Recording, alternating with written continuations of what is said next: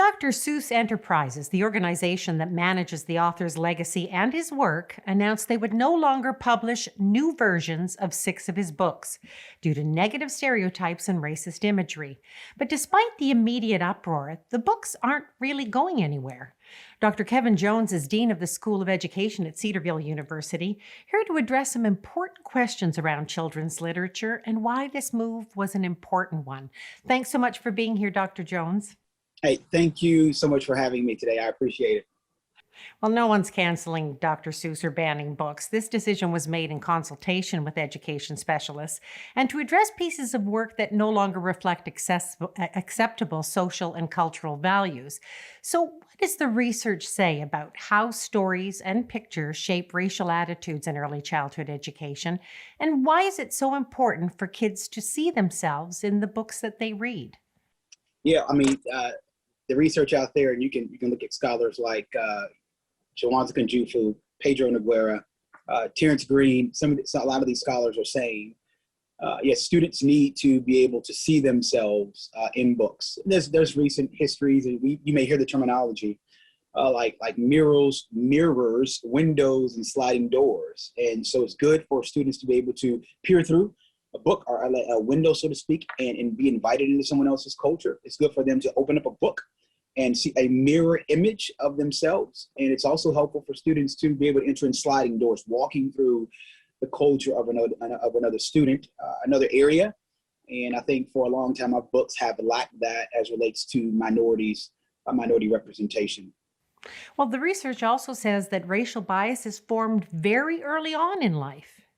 Yeah, there's been studies done even as early on or looking at preschoolers, and those preschoolers are beginning to have their own forming of images as well too. So it is our responsibility as educators and as parents to make sure that we are addressing these areas rightly.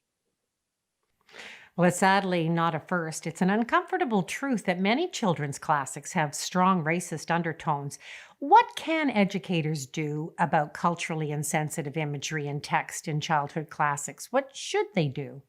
Yeah, that's great. I talked with Dr. Megan Brown, one of our scholars here that teaches in our program. She said, "Hey, people put Dr. Seuss on a pedestal. They think about quality children's literature. However, anytime we forget the centers write books, we are shocked when their choice in books are not what we would expect." She goes on to say, "Did Dr. Seuss make specific choices in his books that might be harmful to children?" Yes, she answers that. So we reject all his books as a result.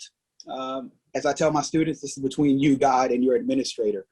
And so I heard you say, leading into this conversation, it may not be most helpful to throw out all of his books. I think we can learn something from just about everything. I think we take Dr. Seuss's work and the blind spots that he had, and we say we teach through that and from that. And Dr. Seuss isn't the only one guilty of doing things like this. I don't want to call him a man of his time, but Dr. Seuss was born in the early 1900s and wrote material in a way where many minorities were not even accepted. African Americans were considered human beings not much longer after he was born. And so we look through that cultural lens, and I'm not surprised that he wrote the things that he wrote.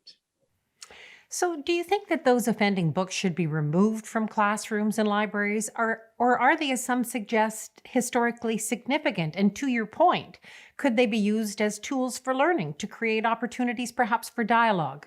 Yeah. So, first, I'm troubled by the things that I read, and I don't want to be dismissive of bigotry in any sense. People see hurtful images and hurt feelings are hurt.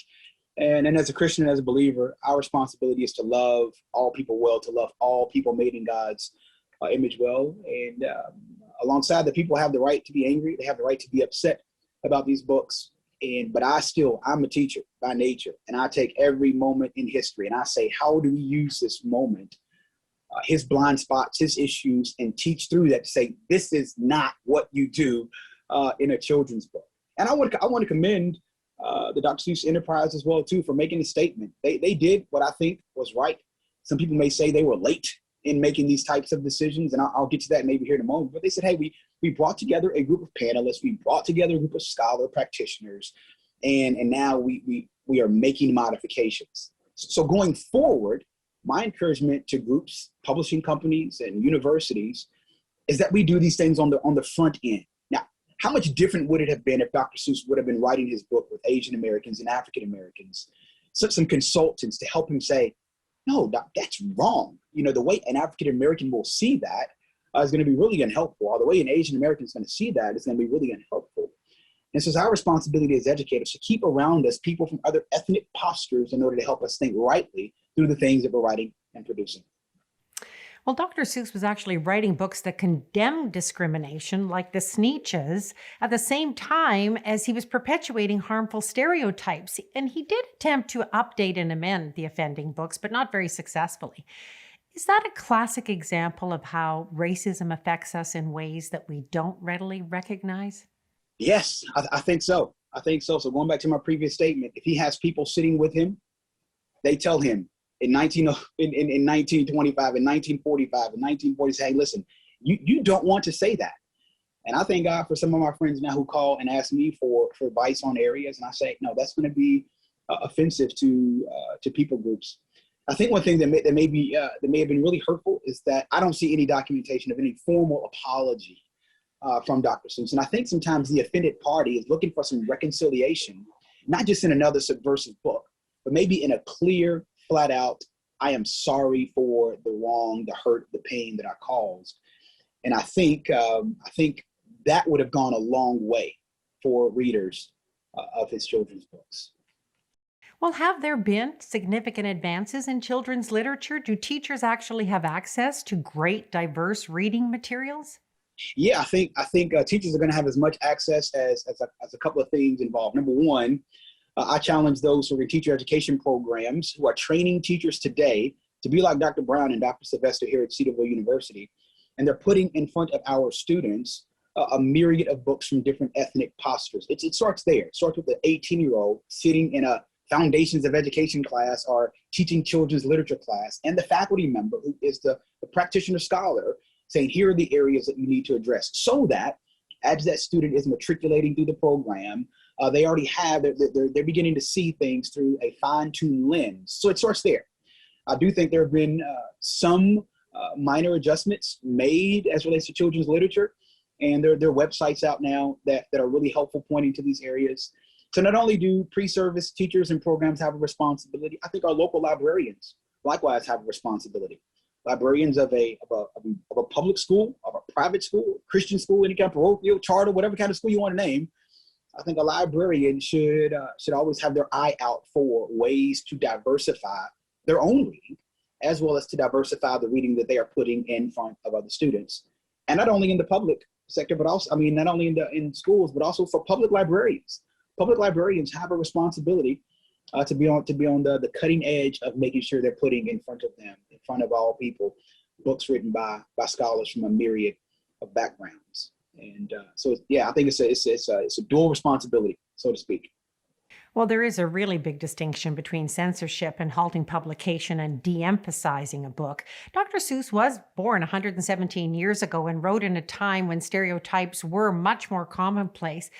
Do you think the lack of apology, do you think this controversy damages the legacy of Dr. Seuss, or will there always be a place for his books?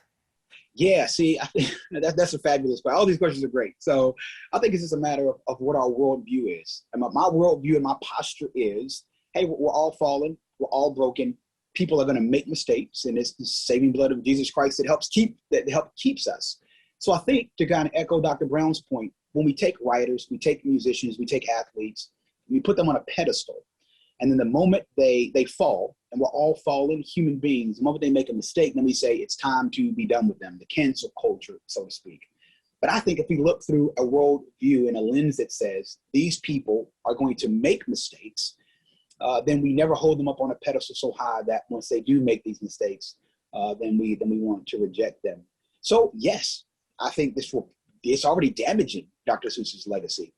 But show me someone's legacy who isn't damaged by something wrong they have said or done that hasn't offended a particular people group, and I'll show you no one, because everyone says something at a particular time to offend someone. I think the issue with minorities, Asian and African Americans, is this constant revisiting of the offense without a public apology to those who have been wronged. How about a children's book that you would recommend to teachers or parents? Your favorite? Oh yeah, well, listen. So I do have some favorites. I think probably one of my favorite books. My nephew was actually just reading this book. Is by Ezra Jack Keats, who's actually a white author who wrote The Snowy Day. But Ezra Jack Keats got it right. Ezra Jack Keats said, "Okay, I need to make sure that even though I'm a white male, I'm in a position where I have publishing authority and right, and so I want to put in my books African American." So I point there as a way to say, just because you're white, oh, can I do this? Yeah, you can do it. Yes, you can write about things even if you are from another ethnic posture.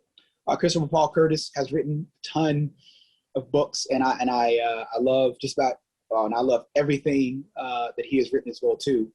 And I also say that I think one of the things I did when I taught children's literature is to have students do their own bibliographies, right? So students are creating bibliographies, and I say, okay, you must pick a minority ethnic group, and so pick Asian Americans, pick African Americans, pick Pacific Islanders in order to write so that you're building your own cultural library. And then we just brought all these materials together and we would share these out with our students. I think there's some helpful resources out there like Scholastic. I would encourage people to go there, and they do all they can. Coretta Scott King Awards. It's a bunch of resources you can find from them where they are highlighting the works of minority authors. Well, Dr. Jones, we thank you so much for sharing your perspectives on children's literature today with Newspoint 360. We really, truly appreciate your time. Yes, ma'am. Thank you so much for having me, and God bless you all.